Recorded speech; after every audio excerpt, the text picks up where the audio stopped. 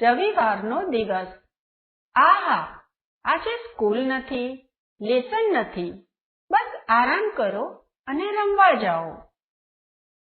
Tom પથારીમાંથી બેઠો થતા થતા વિચારતો હતો. ત્યાં જ એના નામની બૂમ પડી. ટોમ, ઓ ટોમ, કેટલી વાર? બસ મોડે સુધી પડી જ રહેવું છે? બીજો કોઈ કામ ધંધો છે કે નહીં? ટોમ આંખો ચોળતો ચોળતો બહાર આવ્યો.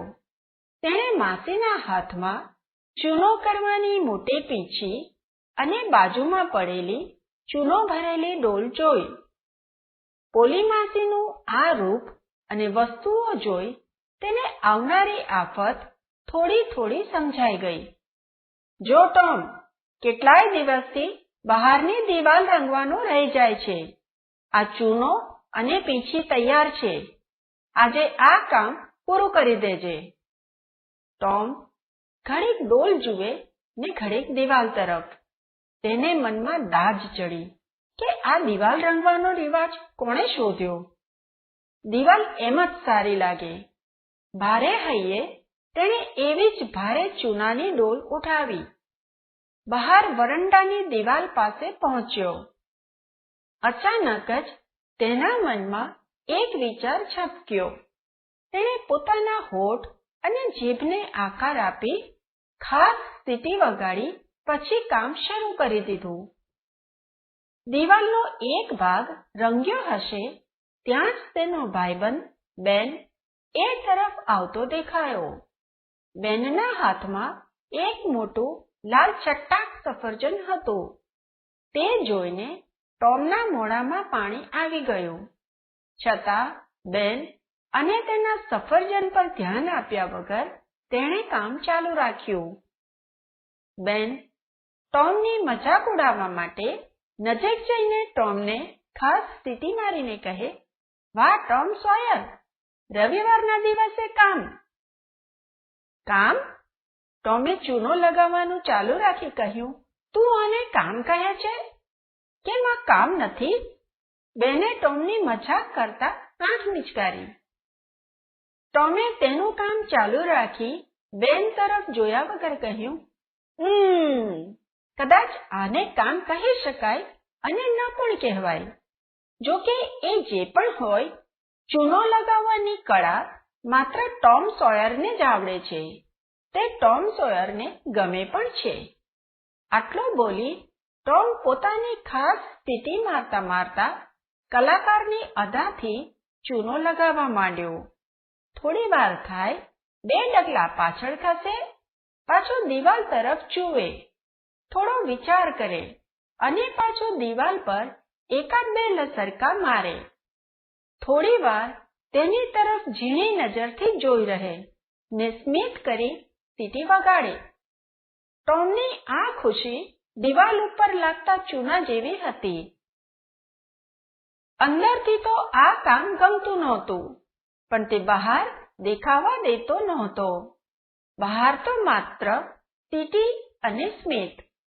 બેન આ બધું ધ્યાનથી જોવા લાગ્યો. તેને હવે રસ પડવા લાગ્યો. ટોમે તેના તરફ ધ્યાન આપ્યું જ નહીં, તેથી બેનથી રહેવાયું નહીં. તેણે ટોમને કહ્યું, ટોમ, હું શું કહું છું? ટોમે તેની તરફ જોયું જ નહીં અને પીછી મારતા મારતા જ બેદરકારીથી કહ્યું, બોલ શું છે? બેને પૂછ્યું, હું થોડી વાર ચૂનો લગાવું? ટોમ તેજ અકળાઈને, બેન તું દોસ્ત તો ખરો, પણ આ કામ બધાને આવડે એવું છે નહીં. આ માત્ર કામ નથી, કળા છે. વળી પોલી માસીએ મને સોંપ્યું છે અને તું તો મારી માસીને જાણે જ છે ને. ટોમ, હું તને ખાતરી આપું છું, હું ખૂબ ધ્યાનથી ચૂનો લગાવીશ. ટોમ, તને આપણી દોસ્તી ના સમ. તારી આ જ ટેવ મને નથી ગમતી. આ વાતમાં દોસ્તી ક્યાંથી વચ્ચે આવી? ટોમ થોડી વાર બેન તરફ જોઈ રહ્યો, ફરી પાછો ચૂનો લગાવવા માંડ્યો. બેનથી હવે ન જ રહેવાયું.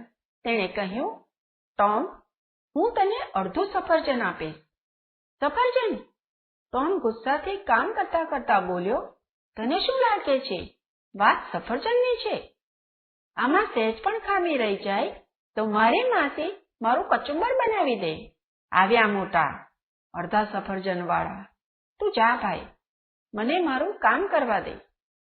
ટોમ, આવું શું કરે છે? આખું સફરજન તારું, બસ. ટોમે પોતાના ચહેરા પરની ખુશી છુપાવી બેન પર ઉપકાર કરતો હોય એમ ધીમેથી બીજી બેનના હાથમાં આપી. તેની પાસેથી સફરજન લઈ ઝાડના છાંયડામાં બેસી ગયો.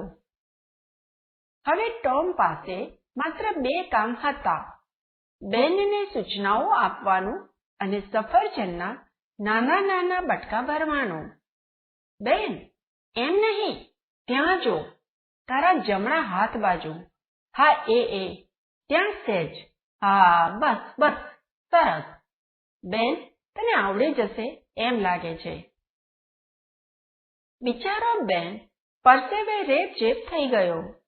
બેન થાકી ગયો ત્યારે ટોમે બિલીને ફસાવી દીધો. બિલી પાસેથી પતંગ લઈ તેને દિવાલ પર ચૂનો લગાવવાનું કામ આપ્યું. એ જ રીતે જોની પાસેથી લખોટીઓ લીધી. બધા રવિવારે ટોમની મજાક ઉડાવવા આવ્યા હતા, પણ ટોમે પોતાનું કામ તેમને પધરાવી દીધું. બપોર સુધીમાં દિવાલ 3 વાર રંગાઈ ચૂકી હતી. સાથે જ ટોમ પાસે હવે એક આખું સફરજન, પતંગ, લખોટીઓ, કૂતરાને પહેરાવવાનો એક પટ્ટો, તૂટેલા ચપ્પુનો હાથો, રમકડાનો સિપાહી અને એક મોટી તાળા વગરની ચાવી હતી. ટોમ દોડતો કૂદતો ખાલી ડોલ લઈ માસી પાસે ગયો. માસી, હવે હું રમવા જાઉં? માસીએ ગુસ્સામાં પૂછ્યું, કેમ? કેટલું કામ કર્યું? બધું જ. દિવાલ તો આખી રંગાઈ ગઈ. ઓલી માસીને વિશ્વાસ ન થયો. તેમણે બહાર આવી જોયું તો સાચે જ આખી દિવાલ ચૂનાથી ચમકતી હતી. ધારી ધારીને જોયું, પણ એકેય જગ્યાએ કોઈ ખામી ન દેખાઈ. માસીના ચહેરાના ભાવ ગુસ્સામાંથી બદલાઈને ખુશીના થઈ ગયા. વાહ ટોમ, તે સરસ કામ કર્યું છે. રમવા જતા પહેલા બીજું એક કામ કર. ટોમનો ચહેરો ફરી વિલાઈ જાય તે પહેલા જ માસી હસીને કહે, પેલી ટોપલીમાંથી એક મોટું સફરજન લેતો જા. ટોમે સૌથી મોટું સફરજન લીધું.